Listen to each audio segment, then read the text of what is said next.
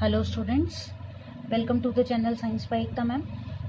Daily हम mathematics पढ़ रहे हैं, इन दिनों क्लास 10th के लिए। आज एक नए तरीके से मैथ्स के क्वेश्चंस को सॉल्व करने की कोशिश करते हैं। एक्सरसाइज नंबर 9 जो है वो इन दिनों हम पढ़ रहे थे। ये हमारी एनसीईआरटी वाली बुक है क्लास 10th की। क्वेश्चन नंबर शायद हमने सॉल्व कर लिए थे क्वेश्चन नंबर 11 तक। क्वेश्चन नंबर 12 to 16 जो है वो हमारे बाकी हैं, तो आज की क्लास में उनको सॉल्व करते हैं।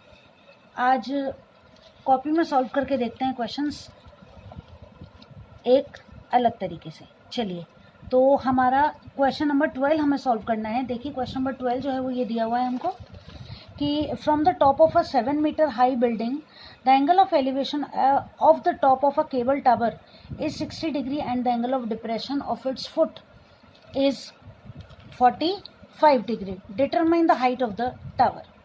इस क्वेश्चन में हमें करना क्या है, देखिए क्वेश्चन नंबर 12 की बात करते हैं। डायग्राम बनाएं सबसे पहले इसके लिए कि एक 7 मीटर ऊंची बिल्डिंग है और उसके सामने की तरफ एक केबल टावर है जिस पर एंगल ऑफ एलिवेशन जो है वो 60 डिग्री का बन रहा है और एंगल ऑफ डिप्रेशन जो है उसके फुट का वो 45 डिग्री का बन रहा है। तो देखिए, ये हमारी 7 मीटर ऊंची बिल्डिंग हो गई और ये कोई टावर हो गया। क्लियर? अब यहाँ से लेके और यहाँ तक जो हाइट है टावर की, ये तो 7 मीटर ही रहेगी। और ये जो हाइट है इसको हम कितना मान लेते हैं, इसको हम मान लेते हैं h, या टोटल जो हाइट है उसको हम मान लेते हैं h।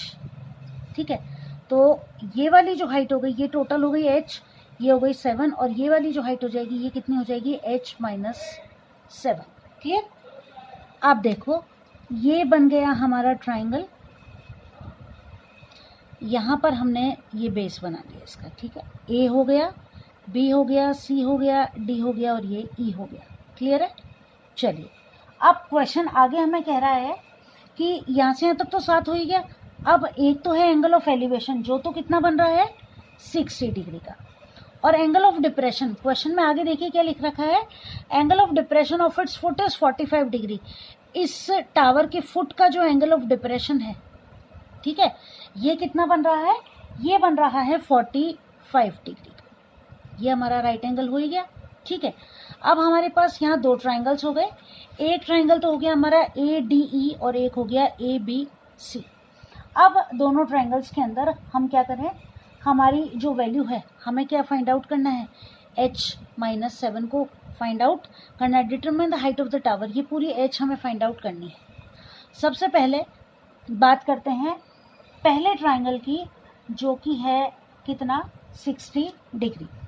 तो ट्राइंगल कौन सा लेते हैं अपन, फर्स्ट ऑफ ऑल हम जो ट्राइंगल लेते हैं फर्स्ट वन ट्राइंगल ADE को लेते हैं। ठीक है, इसके अंदर tan 60 degree is equals to perpendicular by base. Perpendicular कितना है यहाँ पर AD और बेस कितना है DE। ठीक है, अब देखिए यहाँ पर tan 60 डिग्री AD जो है tan 60 डिग्री की वैल्यू हम लिख देते हैं √3 AD को आप कितना लिख सकते हैं, AD को हम कैसे लिख सकते हैं, देखिए AD को हम लिख सकते हैं AB माइनस BD और अपॉन कितना है DE। ठीक है, अब देखिए √3 की वैल्यू लिखी, AB माइनस BD, ये AB माइनस BD, तो ये कितना आ रहा है हमारा h-7, जो कि हमने पहले ही लिख लिया था, h-7 अपॉन DE की वैल्यू हमें फाइंड आउट करनी है। ठीक, तो DE को एज इट इज लिख देते हैं। यहाँ से DE जो है ये मल्टीप्लाई हो जाएगा किससे, √3 से, तो हम ऐसे लिख सकते हैं DE की वैल्यू h-7 अपॉन √3। ये फर्स्ट इक्वेशन हमारी सॉल्व हो गई। सेकेंड वन के लिए कितना है tan 45 डिग्री। कौन सा ट्राइंगल है, ट्राइंगल ये हमारा दूसरा वाला। ठीक है, तो इस ट्राइंगल की बात करते हैं किसकी, BC और E की। ठीक है, BCE, इस ट्राइंगल के अंदर देखिए tan 45 degree is equals to perpendicular upon base. Perpendicular कितना है इसमें, परपेंडिकुलर ये है इसमें, है ना, तो परपेंडिकुलर कितना हो गया CE और अपॉन बेस कितना, वही BC। tan 45 की वैल्यू कितनी हो गई 1 equals to CE upon BC, यानी कि BC की वैल्यू किसके बराबर आनी चाहिए, CE के बराबर आनी चाहिए। और सी ई की वैल्यू कितनी है 7, यानी बी सी बराबर कितना हो जाएगा 7 हो जाएगा। आगे हम इस क्वेश्चन को सॉल्व करते हैं कि सी ई की वैल्यू जो है वो हम ऊपर वाली इक्वेशन के अंदर रखते हैं। ठीक है, अब देखिए B C is equals to C E is equals to कितना हो गया 7। अब हम वैल्यू को रखते हैं। ठीक है, देखो डी ई किसके बराबर है बी सी के बराबर, सही है। तो D E is equals to B C, दोनों की वैल्यू कितनी हो जाएगी 7 हो जाएगी। तो यहाँ पर अब हम, ये हमारी equation number 1, putting the value of D E in equation number first. ठीक है, डी ई की जगह आपने क्या लिखा 7 equals to h minus 7 by root 3, cross multiply कर दो 7 root 3 is equals to h minus 7, minus 7 को हम इधर ले आते हैं, क्या हो जाएगा 7 रूट 3 माइनस की जगह हो जाएगा ये प्लस 7 इक्वल्स टू कितना हो जाएगा h, इसमें से आप 7 कॉमन ले लेंगे, रूट 3 प्लस 1 यहाँ आपके पास आ जाएगा और ये हो जाएगा h, और ये हमारी आ गई height of the cable tower कितनी हो जाएगी h equals to 7 root 3 plus 1 metre. ये आ गया हमारा करेक्ट आंसर। ठीक है, अब हम चलते हैं क्वेश्चन नंबर 13 पर। चलिए अब नेक्स्ट क्वेश्चन को सॉल्व करते हैं, क्वेश्चन नंबर 13 को। क्वेश्चन नंबर 13 है, as observe from the top of a 75 metre high light house from the sea level, the angles of depression of two ships are 30 and 45 degree. If one ship is exactly behind the other on the same side of the lighthouse, find the distance between the two ships. अब देखिए इस question को पढ़ के पहले एक बार हम एक रफ स्केच बना लें अपने ब्रेन में कि किस तरह की इमेज बनेगी कि ये एक लाइट हाउस है, इसके पीछे एक शिप है और उसके पीछे एक और शिप है। एक शिप के लिए एंगल ऑफ एलिवेशन बन रहा है 30 डिग्री और दूसरी के लिए बन रहा है 45 डिग्री। अब यहाँ पर एंगल ऑफ एलिवेशन ना बन के एंगल ऑफ डिप्रेशन बनेगा, क्योंकि जो व्यक्ति लाइट हाउस के ऊपर खड़ा हुआ है, तो ये अगर लाइट हाउस है तो वो इस जगह खड़ा है, तो एंगल ऑफ एलिवेशन ऊपर ना बन के एंगल ऑफ डिप्रेशन बनेगा। दोनों शिप्स के लिए अलग अलग, एक के लिए 30 डिग्री और दूसरी के लिए 45 डिग्री। तो चलिए क्वेश्चन को हमने समझ लिया, आगे कंटिन्यू करते हैं और क्वेश्चन नंबर 13 को सॉल्व करते हैं। सबसे पहले इसके लिए हम इसका डायग्राम बनाएं। तो ये हो गया हमारा लाइट हाउस। ठीक है, लाइट हाउस जो है इसकी हाइट है 75 metre as given in the question. ठीक है, अब देखिए कि ये लाइट हाउस है, इससे दूर ये एक शिप है, ठीक, और एक जो शिप है ये दूसरी शिप है। क्लियर।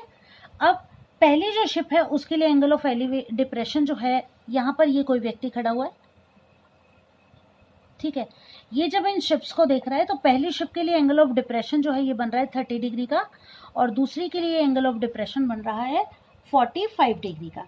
ठीक, यहाँ से अगर हम ये देखिए, ये अगर हम बेस बना लेते हैं, बेस होता है अगर ये, तो ये जो एंगल है ये तो बन जाएगा 30 डिग्री और ये वाला जो एंगल है that will be equal to 45 degree. Clear है। चलिए अब क्वेश्चन को सॉल्व करें, और ये हो गया हमारा पॉइंट ए, उसके बाद आ जाए पॉइंट बी पर, ये हमारा राइट एंगल हो गया, ये एंगल सी हो गया और ये पॉइंट डी हो गया। सबसे पहले बात करें one by one, step by step चलें। तो first condition, in triangle A B and C, triangle A B C के अंदर tan 45 degree is equals to perpendicular by base, perpendicular is A B and base is B C. We will put down the values of tan 45 degree, that is 1। A B की value हम लिख देंगे as given in the question 75 and B C, इसको हम x मान लेते हैं, इसको हम y मान लेते हैं, बी सी की जगह हम लिख देते हैं x। क्लियर। अब देखिए यहाँ से आप x की वैल्यू निकालेंगे, कितनी आ जाएगी 75। पहली कंडीशन सॉल्व हो गई। अब दूसरा देखिए, in triangle A B D. Clear, एक वैल्यू आप निकाल लेंगे, दूसरी वैल्यू को इसमें पुट कर देना है आपको। इसको फर्स्ट इक्वेशन बना लेते हैं अपन, फर्स्ट वैल्यू हमारे पास आ गई। अब देखिए ए बी डी के अंदर वही आपको लिखना है, tan 30 degree is equals to perpendicular by base, perpendicular is A B and base is B D, और आप क्या लिख सकते हैं इसको, A B upon B D को आप क्या लिख सकते हैं, B C plus C D, ठीक है। 1030 की वैल्यू लिख दो, 1/√3 is equals to A B को आप 75 ही लिखोगे। B C plus C D को आप क्या लिख सकते हो, x plus y, that this is x B C and C D is equals to y, जैसा कि हमने क्वेश्चन में वैल्यूज को पुट कर रखा है। क्रॉस मल्टीप्लाई करो, x प्लस वाई को आप 1 से मल्टीप्लाई करोगे, x plus y as it is आ जाएगा, 75√3 आ जाएगा। अब आप क्या करोगे, x की वैल्यू को ये आप इक्वेशन नंबर 2 मान लो, तो लिखो by putting the value of x in equation number 2। Clear है। अब ये वैल्यू आपको यहाँ पुट करनी है, किस जगह लिखोगे आप इस वैल्यू को, जहां पर आपने x को लिखा हुआ है। क्लियर। अब देखो आगे कि हमारे पास इक्वेशन क्या है, x plus y is equals to 75√3। यहाँ पे x की वैल्यू लिखोगे कितनी है, 75 plus y is equals to 75√3। यहाँ से जब आप y की वैल्यू निकालोगे 75√3 माइनस 75, और आपने यहाँ 75 को जब कॉमन ले लिया तो आपके पास आ गया √3 माइनस 1। 75 से 75 कैंसिल, √3 बच गया, 75 बन जा 75, √3 माइनस 1 आ गया, यहाँ हो जाएगा मीटर। तो ये हो जाएगा आपका डिस्टेंस। आपसे यही पूछा है क्वेश्चन में, find the distance between the two ships. तो ये पहले शिप और ये दूसरी शिप और इन दोनों के बीच का जो डिस्टेंस है वो किसके बराबर है, y के बराबर। तो ये हो जाएगा डिस्टेंस बिटवीन टू शिप्स, कितना हो जाएगा, इक्वल्स टू, जो कि किसके बराबर है, सी डी के बराबर, 75√3 minus 1 metre is the correct answer. ठीक है, चलिए 13 हो गया, 14, 15 और 16 तीन ही क्वेश्चन अब इस एक्सरसाइज के हमारे बाकी रह गए। चलिए क्वेश्चन नंबर 14 को सॉल्व करते हैं। क्वेश्चन नंबर 14, चलिए पहले इसको पढ़ लें और समझें क्वेश्चन क्या है। A 1.2 meter tall girl spots a balloon moving with the wind in a horizontal line at a height of 88.2 meter from the ground। ठीक है, ये बच्ची है, 88.2 मीटर ऊंचाई पर ये बलून उड़ रहा है। ठीक है, the angle of elevation of the balloon from the eyes of the girl at any instant is 60 degree. कि किसी समय ये बच्ची जब इस बलून को देख रही है तो एंगल ऑफ एलिवेशन जो है वो 60 डिग्री का बन रहा है। आफ्टर सम टाइम, थोड़ी देर के बाद ये बलून ऑब्वियसली उड़कर इस जगह आ जाता है और एंगल ऑफ एलिवेशन जो है वो 60 डिग्री से कितना हो जाता है, 30 डिग्री हो जाता है। आपको क्या फाइंड आउट करना है, आपको ये डिस्टेंस फाइंड आउट करना है। ठीक है, तो यहाँ से लेके और यहाँ तक ये बलून ने जितनी दूरी तय कर ली वो आपको इस क्वेश्चन के अंदर फाइंड आउट करनी है। देखिए नीचे लिखा हुआ है, find the distance travelled by the balloon during the interval.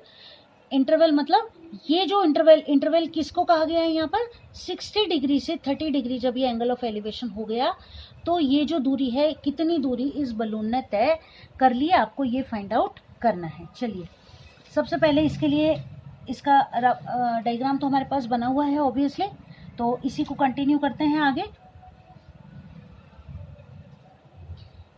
चलिए तो देखो, ये एक कंडीशन यहाँ बलून है और दूसरी कंडीशन यहाँ पर बलून है। यहाँ हमने एंगल बना दिया, ये कितना है हमारा 30 डिग्री का, और यहाँ से एक और बनाना है आपको, कितने का, 60 डिग्री का। ठीक है, तो ये आपका बन गया कितना, 60 डिग्री का। आपको डिस्टेंस फाइंड आउट करना है ये वाला। चलिए तो अब इनके नाम लिख लें अपन। तो ये देखो, ये ए मान लेते हैं, पॉइंट ए हो जाएगा, ये बी मान लेते हैं और ये सी मान लेते हैं। ठीक है, और ये हो गया हमारा पॉइंट पी और क्यू। अब देखो यहाँ आपने एक चीज़ कंसीडर की होगी कि बच्चे की हाइट आपको दे रखी है, कितनी है, 1.2 मीटर है ना, और जो बलून जिस ऊंचाई पर उड़ रहा है वो है 88.2 मीटर। अब बच्ची जहाँ से देखेगी वहाँ से एंगल ऑफ एलिवेशन जो है वो कितना हो जाएगा, बच्ची की जो लंबाई है वो कितनी है, 1.2 मीटर, और हाइट जिस पर कि बलून उड़ रहा है वो कितनी है, 88.2 मीटर। क्लियर है। तो यहाँ पर ये बच्ची जब यहाँ खड़ी हुई है, ठीक, तो यहाँ से लेके और यहाँ तक जो हाइट है ये तो कितनी है, 88.2 मीटर, लेकिन हम कंसीडर करेंगे कहाँ तक, यहीं तक। तो कितना लेस करना पड़ेगा हमको, 1.2 को लेस करना पड़ेगा। तो क्वेश्चन में जो हम हाइट कंसीडर करेंगे वो कितनी हो जाएगी, 88.2 minus 1.2 that is equals to 87 metre. यानी कि क्वेश्चन में हमारे जो हाइट काम में आने वाली है वो कितनी काम में आने वाली है, 87 मीटर काम में आने वाली है। क्लियर है। चलिए अब सबसे पहले ट्राइंगल PCQ के अंदर, ठीक है, PCQ के अंदर देखो PQC के अंदर, ठीक है। आप देखो tan 30 degree is equals to perpendicular यानी कि PQ अपॉन बेस कितना QC। tan 30 की वैल्यू लिखो आप 1/√3 इज इक्वल्स टू PQ कितना है 87 और QC जो है वो किसके बराबर है, QC हमको फाइंड आउट करना है, तो या तो QC को हम x मान लें या QC को QC ही लिख देते हैं, क्रॉस मल्टीप्लाई कर देते हैं। QC की वैल्यू हमारे पास आ जाएगी 87√3। ये हो गया हमारा इक्वेशन नंबर 1 सॉल्व। ठीक है। अब अगला tan 60 डिग्री के लिए यानी कि ट्राइंगल ABC की बात करते हैं। ठीक है, तो राइट ट्राइंगल ABC, इसके अंदर देखो tan 60 degree is equals to कितना हो जाएगा, परपेंडिकुलर कितना है AB और बेस कितना है इसका BC। ठीक है, अब देखो tan 60 की वैल्यू लिखी √3, AB की वैल्यू सेम रहेगी 87 ही और BC हमको फाइंड आउट करना है। ठीक है, यहाँ से जब आप BC लिखोगे तो BC बराबर हो जाएगा 87 अपॉन √3। इसको आप क्या कर सकते हो, वैल्यू निकालने के लिए रेशनलाइज कर सकते हो, तो दोनों तरफ आप क्या करो, इसको √3 से मल्टीप्लाई कर दो, कितना हो जाएगा 87√3 अपॉन 3। कैंसिल हो रहा है तो काट दो, 87√3 अगर इससे कैंसिल हो रहा है, नहीं हो रहा कैंसिल तो ठीक है रहने देते हैं। अब हमको फाइंड आउट करना क्या है, देखो आपको ये डिस्टेंस फाइंड आउट करना है यहाँ से लेके यहाँ तक, है ना। तो यहाँ से लेके यहाँ तक की दूरी किसके बराबर है, यहाँ से लेके यहाँ तक के बराबर है, यानी कि we have to find BQ, है ना। और BQ आप कैसे फाइंड आउट करोगे, तो BQ के लिए आपको क्या करना पड़ेगा, देखो कि QC, BQ बराबर क्या हो जाएगा QC माइनस BC, यही होगा। QC ये रहा, इसमें से आप BC को लेस कर दोगे तो आपके पास BQ आ जाएगा, है ना। आप देखो QC आपके पास है और आपने किसको निकाल लिया, BC की वैल्यू को भी आपने फाइंड आउट कर लिया है। बस अब क्या करना है, आपको लेस करना है केवल। तो आपको क्या करना है, देखो QC की वैल्यू लिखो, यहाँ कर लें अलग से, देखो 87√3 ये आपने वैल्यू लिखी किसकी, QC की। ठीक है, और इसमें से आपको लेस करना है BC, तो BC बराबर कितना है 87√3/3। तो इसमें से आप लेस कर दोगे 87√3/3। क्या करें, इसमें से या तो कॉमन ले लो, 87√3 को आप कॉमन ले सकते हो ना। देखो 87√3 जब आप कॉमन ले लेते हो तो यहाँ तो कितना बच गया 1, और 87√3 कॉमन ले लिया तो यहाँ कितना आ गया आपके पास 1/3। ये क्यों किया हमने, ये इजी तरीका क्वेश्चन को सॉल्व करने का। वैसे आप कॉमन लेते तो थोड़ा टफ पड़ता आपको, है ना। अब देखो 87√3 आपने एज इट इज लिख दिया और यहाँ कितना हो जाएगा 3 माइनस 1, यही होगा। तो कितना हो जाएगा 87√3 मल्टीप्लाइड बाय 2/3, यही होगा, 2/3 हो जाएगा। कैंसिल आउट हो रहा है अगर कुछ तो उसको हम कैंसिल कर देते हैं। 3 की टेबल से 87 कट रहा है क्या, तो देखो 8 और 7 15 होते हैं, 3 की टेबल में आएगा ऑब्वियसली। 3 से काटो, 3 1 ज़ा 3, 3 2 ज़ा 6, 2 बच गए 27 हो गए, 3 9 ज़ा 27। ठीक है, 29 मल्टीप्लाइड बाय 2 कितना हो गया 58√3 जो है मीटर। ठीक है, तो ये हो जाएगा distance travelled by the balloon, एक बार दोबारा इसको जल्दी से रिवीजन कर लें इस क्वेश्चन का। तो देखो ये क्वेश्चन में आपको डायग्राम दिया हुआ है। ठीक, आपको क्या पता करना है कि यहाँ से लेके यहाँ तक जब ये बलून फ्लाई करके जा रहा है तो ये कितने डिस्टेंस को कवर कर रहा है। ठीक है, सबसे पहले PQC के अंदर हम देखते हैं। अच्छा, ये हाइट हमने 87 क्यों ली है, आपको पता है कि बच्चे की जो हाइट थी ये 1.2 मीटर थी, बलून जो है वो 88.2 मीटर की हाइट पर उड़ रहा है, क्योंकि बच्चे की हाइट 1.2 है। तो सेम एज क्वेश्चन 3rd और 4th किसी क्वेश्चन में भी हमने ये किया था ना, 1.5 मीटर वो लंबा लड़का था किसी बिल्डिंग की तरफ जा रहा था, उसी तरह। तो 87 हाइट रह जाएगी, 88.2 में से आप 1.2 लेस कर देंगे तो जो हाइट होगी बलून की वो 87 मीटर हो जाएगी। सबसे पहले ट्राइंगल PQC के अंदर tan 30 degree is equals to perpendicular by base 87/QC और QC की वैल्यू आ गई 87√3। फिर आप देखेंगे ट्राइंगल ए बी सी के अंदर tan 60 degree is equals to A B upon B C, और यहाँ से आपने बी सी की वैल्यू निकाल दी 87√3/3। अब आपको ये निकालना था कि यहाँ से लेके यहाँ तक जब ये एंगल ऑफ एलिवेशन चेंज हो रहा है तो ये बलून कितनी दूरी को तय कर रहा है। तो ए पी या बी क्यू दोनों बराबर हैं, इसको आपको फाइंड आउट करना था। बी क्यू निकालने के लिए आप क्या करेंगे, क्यू सी में से बी सी को लेस कर देंगे। तो ये Q C minus B C, दोनों वैल्यूज लिख दी हमने। 87√3 को कॉमन ले लिया, यहाँ आ गया 1, यहाँ आ गया 1/3, माइनस कर दिया कैंसिल आउट करके, और हमने सॉल्व कर दिया कि बलून यहाँ से ए से और पी तक आने में बलून कितनी दूरी तय कर रहा है, 58√3 मीटर की दूरी तय कर रहा है। चलिए क्वेश्चन नंबर 15 और 16 बच गए, अब उनको कंप्लीट कर लेते हैं फटाफट। क्वेश्चन नंबर 15 देखिए, अ स्ट्रेट हाईवे। अच्छा एक चीज़ और मैं बता दूं आपको, ये जो आपका क्वेश्चन नंबर 15 है सीबीएसई बोर्ड एग्जाम में कई बार रिपीट हो चुका है। ये क्वेश्चन कम से कम भी नहीं तो 4 से 5 बार ये बोर्ड एग्जाम्स में पूछा जा चुका है, तो आपके लिए काफ़ी इंपॉर्टेंट क्वेश्चन है ये। चलिए तो देखिए, a straight highway leads to the foot of a tower, a man standing at the top of the tower observes a car at an angle of depression 30 degree. एक हाईवे एक tower की तरफ जा रहा है, उस टावर के ऊपर एक व्यक्ति बैठा हुआ है और ये देख रहा है कि कोई कार उस टावर की तरफ जब आ रही है ना, तो उस व्यक्ति से उस कार का जो एंगल ऑफ डिप्रेशन है वो 30 डिग्री का बन रहा है। ठीक है, आगे देखिए, 6 सेकंड के बाद एंगल ऑफ डिप्रेशन जो है कार का वो 30 से कितना हो जाता है, 60 डिग्री हो जाता है। वो टाइम बताना है जितनी देर, जैसे कि पहले वाले क्वेश्चन में हमने डिस्टेंस निकाला था, तो यहाँ में ये पता करना है कि एंगल ऑफ डिप्रेशन जो 30 डिग्री था उससे 60 डिग्री होने में कार कितनी दूर ट्रेवल करके जा रही है, ये हमको इस क्वेश्चन में फाइंड आउट करना है। ठीक है, तो टाइम फाइंड आउट करने के लिए हमें स्पीड और डिस्टेंस वाले फॉर्मूले की ज़रूरत इस क्वेश्चन के अंदर पड़ेगी। फर्स्ट ऑफ ऑल हम इसका डायग्राम बनाएं कि इस क्वेश्चन को हमें किस तरीके से सॉल्व करना है। तो देखिए कि ये टावर हो गया, ठीक है, यहाँ पर कोई व्यक्ति बैठा हुआ है, ये कार के एंगल 2 बन ही रहे हैं अलग अलग, है ना, हमें पता चल ही रहा है इसका। ठीक है, अब देखो, तो टावर की हाइट हम मान लेते हैं एक बार h मीटर, जो कि हमें दी हुई है क्वेश्चन में।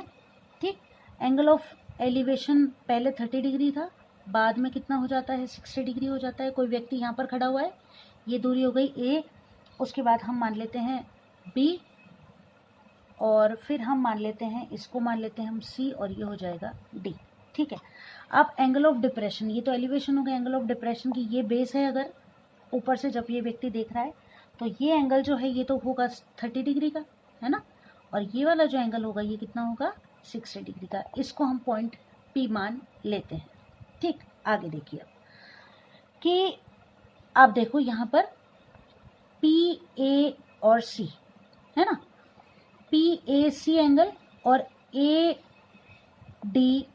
एंगल, ठीक है ना, ACD और PAC एंगल, ACD और एंगल PAC, ये दोनों कितने के होंगे, 30 डिग्री के। ये कैसे एंगल होंगे, ऑल्टरनेट एंगल्स होंगे, ऑल्टरनेट इंटीरियर एंगल्स, सही है ना। अब देखो PAD और ABD, है ना,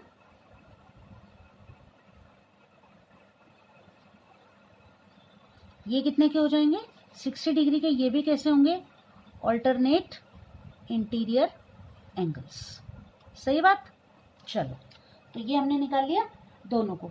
अब आगे देखो कि कार यहाँ से यहाँ तक जा रही है कितनी देर में, 6 सेकेंड्स के अंदर। 6 सेकेंड्स के अंदर यहाँ से यहाँ तक जब ये कार जा रही है, तो अब हम निकालें distance travelled by the car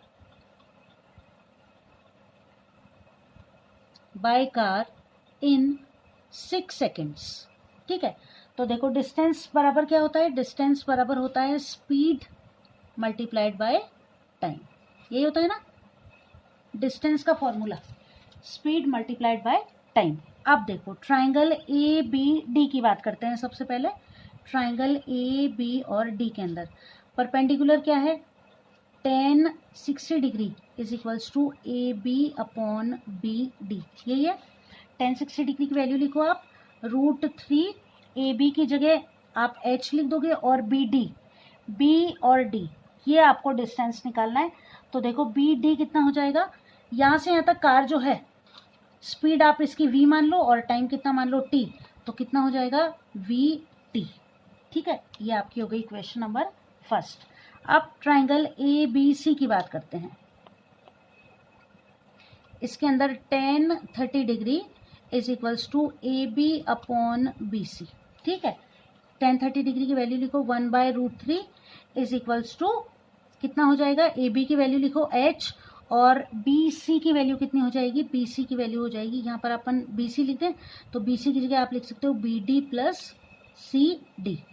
1/√3 as it is रह जाएगा, h ये हो गया बराबर h हो ही गया।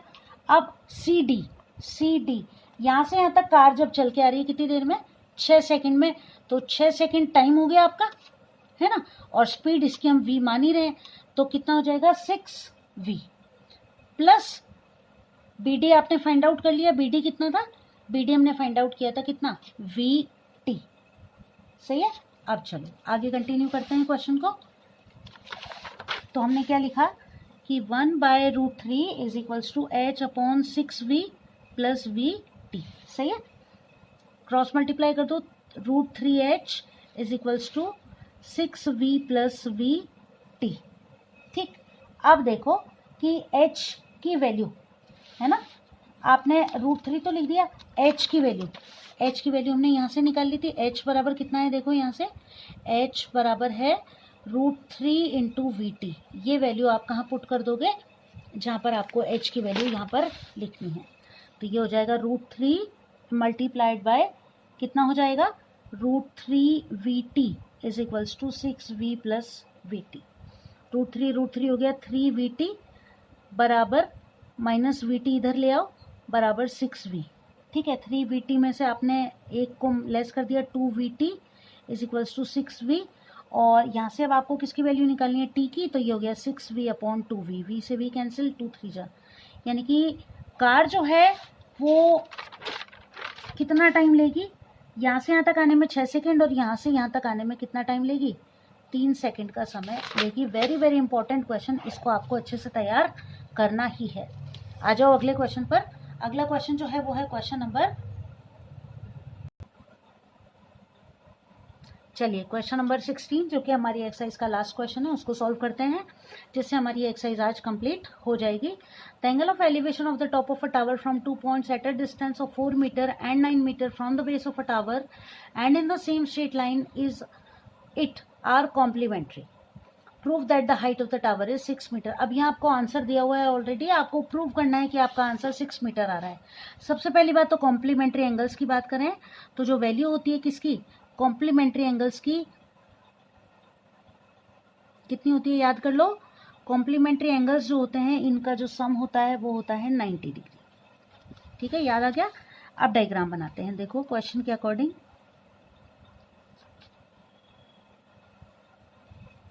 ठीक है, अब देखो ये वैल्यूज लिख देते हैं इनकी, ABCD हो गया हमारा, ये देखो। ठीक, अब देखो कि distance of 4 metre and 9 metre from the base of a tower, ये हो गया 4 मीटर, ये टावर हो गया, इससे 4 मीटर दूर, और दूसरा कितना है 9 मीटर दूर, तो ये डिस्टेंस हो गया 9 मीटर, ये डिस्टेंस हो गया 4 मीटर। आर कॉम्प्लीमेंट्री, ये एंगल आप मान लो थीटा, तो ये कितना हो जाएगा, दोनों मिला के कितने 90 डिग्री, पहला थीटा है तो दूसरा कितना हो जाएगा 90 माइनस थीटा।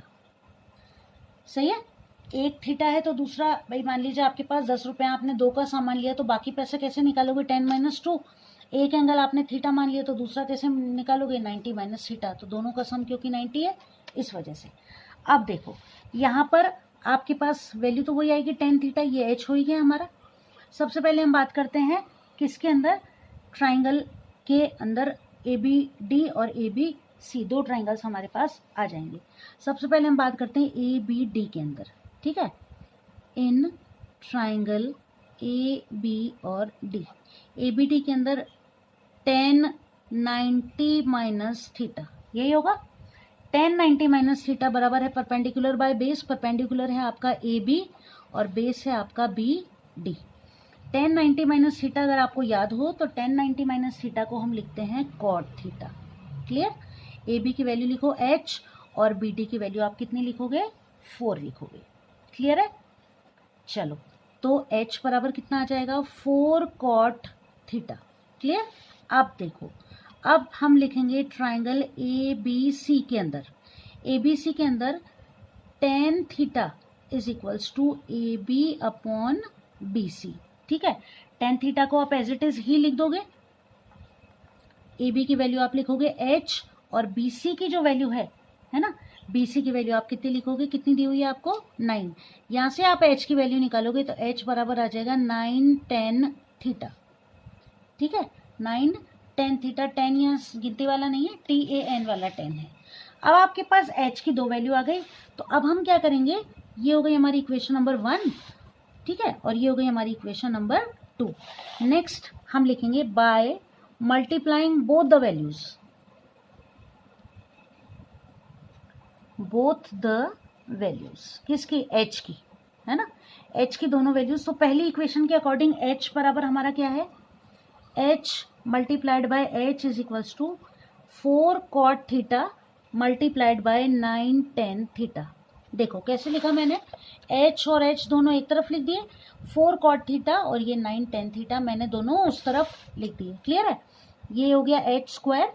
अब देखो 4 cot थीटा बराबर क्या होता है, देखो tan बराबर होता है साइन बाय कॉस और cot बराबर होता है कॉस बाय साइन, यानी ये एक दूसरे के इन्वर्स हैं। तो cot को हम क्या लिख देते हैं 1 by tan theta multiplied by 9 tan theta. tan theta से tan थीटा कैंसिल हो गए, h स्क्वायर बराबर हो गया 9 4 जा 36, h बराबर हो गया √36, वैल्यू कितनी आ गई हमारी 6 मीटर, यानी कि जो हाइट ऑफ द टावर है कितनी हो गई, जो आंसर हमें दे रखा है हाइट ऑफ द टावर क्या है, करेक्ट है एकदम, 6 metre is the correct answer. तो बताओ कैसी लगी क्लास, अच्छे से समझ में आ गई कि नहीं सारे क्वेश्चन। और आज हमने कंप्लीट कर लिया हमारी एक्सरसाइज नंबर 9 पूरी तरह से। अगला चैप्टर देखना कौन सा सॉल्व करना है, उसी को आगे सॉल्व करना शुरू करेंगे। कल जो हमारी अगली क्लास होगी उसमें हम चैप्टर पढ़ेंगे हमारा केमिस्ट्री वाला, जो कि चल रहा था कार्बन एंड इट्स कंपाउंड्स, उसको कल कंप्लीट करते हैं। इम्पॉर्टेंट पार्ट जो है उस चैप्टर का मिसल फॉर्मेशन, जो कि बहुत इंपॉर्टेंट है, एग्जाम में पूछा जाता है, उसको कल वाली क्लास में हम कंटिन्यू करेंगे।